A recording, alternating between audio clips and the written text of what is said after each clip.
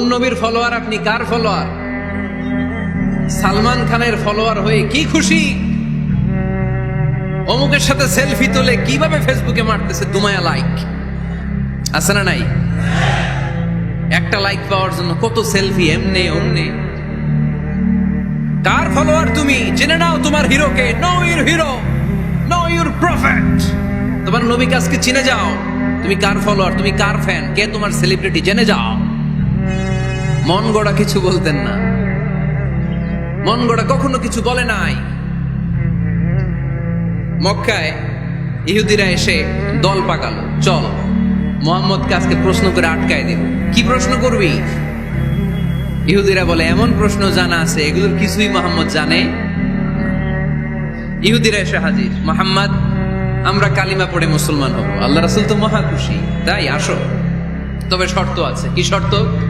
3টা প্রশ্নের উত্তর দিতে পারলে লাইন ধরে আমরা সব কালিমা পড়ে ফেলবো। কোন 3টা প্রশ্ন বলো? তারা প্রশ্ন শুরু করলো। প্রশ্ন নাম্বার 1, মা হুয়া রূহ। মুহাম্মদ বলো তো রুহু কারে বলে? রুহু কি?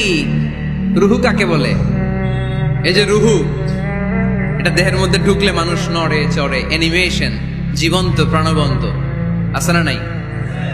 এটা যখন চলে যায় আর লড়ে আর নড়ে চড়ে।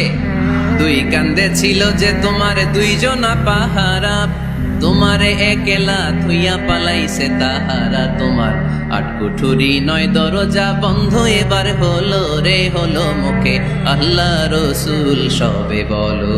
দুয়ারে আইসাছে পালকি, নাই হরি গাও তোলো রে তোলো, মুখে আল্লাহ রসুল সবে বলো।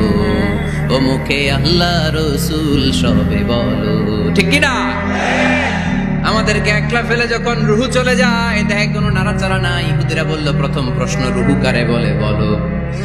2 নাম্বার প্রশ্ন, মানহুম আসহাবুল কাহাফ। আসহাবে কাহাফ সম্পর্কে কি জানো? কি জানো বলো। গুহাবাসী, গুহাবাসীদের সম্পর্কে কি জানো? অনেক আগে তারা এসেছিল পৃথিবীতে। 3 নাম্বার প্রশ্ন, মান হুয়া যুলকারনাইন। যুলকারনাইন সম্পর্কে কি জানো বলো। প্রশ্ন কয়টা?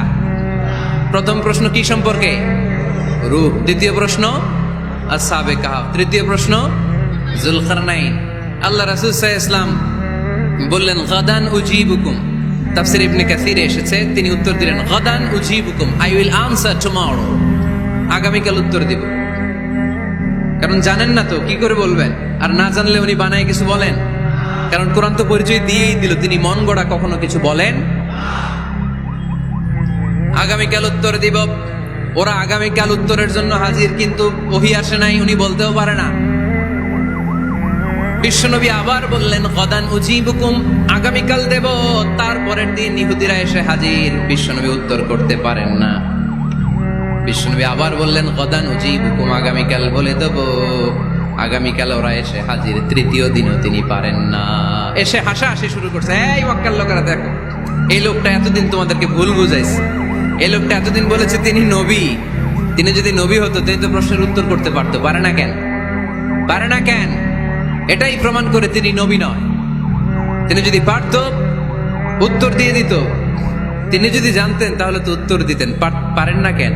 3 দিন 4 দিন, আহা, নবীও লজ্জায় অসহায়, উত্তর দিতে পারেন না। টানা 15 দিন। টানা কয় দিন? ওহী আসে নাই, নবী উত্তরও দিতে পারে না। আল্লাহ রাসূল সাল্লাল্লাহু আলাইহি ওয়াসাল্লামের জন্য এত বিব্রতকর পরিস্থিতি আর কখনো ছিল না। তিনি বারবার বলতেছেন কালকে বলবো, কিন্তু উত্তর আসে না। এর কারণ নবী ইনশাআল্লাহ বলে নাই। কি বলে নাই?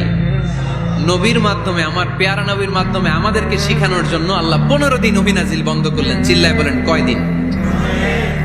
এরপর আল্লাহ কোরআনের আয়াত নাজিল করলেন, ওয়ালা তাকুলান্না লিশাইইন ইন্নী ফাইলুন যালিকা গাদা ইল্লা আইয়াশা আল্লাহ। নবী গো, ভবিষ্যতের কোন কাজের ব্যাপারে যদি কাউকে ওয়াদা দেন, ওয়াদা দেওয়ার আগে অবশ্যই ইনশাআল্লাহ বলে দিয়ে।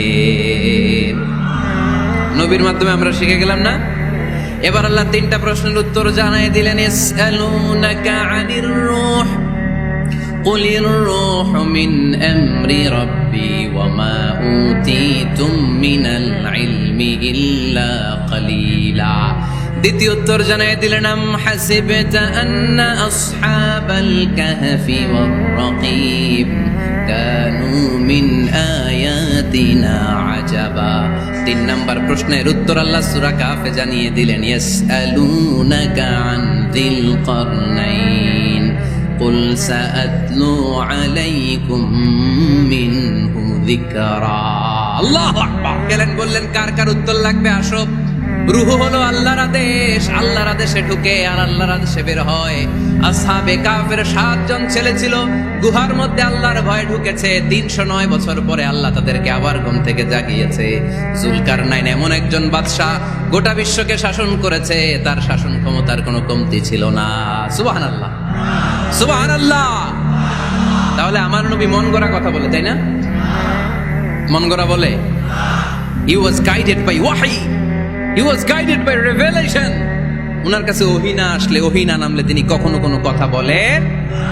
তাহলে আমার নবীর 4 নাম্বার পরিচয়, তিনি মন গড়া বলে না, জেনে শুনে ওহী প্রাপ্ত হয়ে বলে। সুবহানাল্লাহ পড়েন। এরপর কোরআন আমাদেরকে জানালো নবীর 5 নাম্বার পরিচয়, আমার নবী হচ্ছেন দিলদরিয়া, রহমতের নবী, দয়ার নবী, মায়ার নবী, ভালোবাসার নবী। আমার নবীর ভালোবাসার কমতি নাই। তিনি হলেন রাহমাতাল লিল আলামিন। তিনি কি?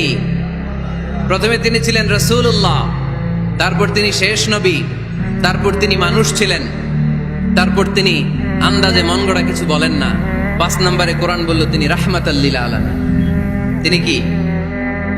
আরো জোরে বলেন, সবাই বলেন। মুখস্থ হয়েছে? পরিচয় দিতে পারবেন না নবীর? তিনি কি? রাহমাতাল লিল আলামিন। ইন্ডিয়ান নায়িকাদের নাম তো খুব মুখস্থ। ক্যাটরিনা কাইফ, কি কঠিন নাম, আমার দাঁত ভেঙে যায়। পোলাপান কয়ে ফেলায়, ছোট্ট বাচ্চা।